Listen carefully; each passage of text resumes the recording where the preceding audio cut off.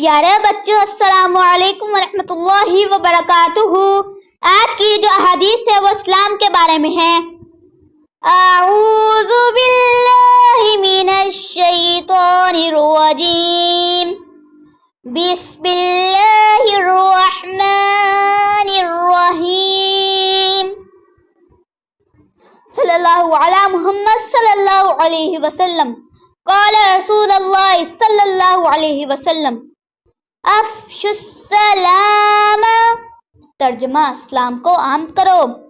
پیارے بچوں، آپ کو پتہ ہے اللہ تعالیٰ کے پیارے ناموں میں سے ایک نام سلام یعنی سلامتی والا بھی ہے۔ ایک مرتبہ ہمارے پیارے نبی حضرت محمد صلی اللہ علیہ وآلہ وسلم اپنے ساتھیوں کے ساتھ بیٹھے ہوئے تھے۔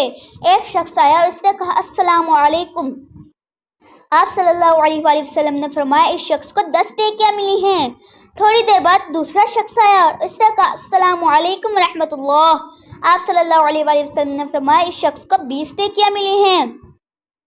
پھر ایک تیسرا شخص آیا اور اس نے کہا السلام علیکم ورحمۃ اللہ وبرکاتہ۔ آپ صلی اللہ علیہ وآلہ وسلم نے فرمایا اس شخص کو 30 نیکیاں ملی ہیں۔ سلام کرنا ہمارے پیارے نبی حضرت محمد صلی اللہ علیہ وآلہ وسلم کی سنت ہے۔ آپ صلی اللہ علیہ وآلہ وسلم نے سلام کرنے کا حکم دیا ہے۔ السلام علیکم کا مطلب ہے تم پر سلامتی ہو۔ سلام کرنے سے محبت بڑھتی ہے۔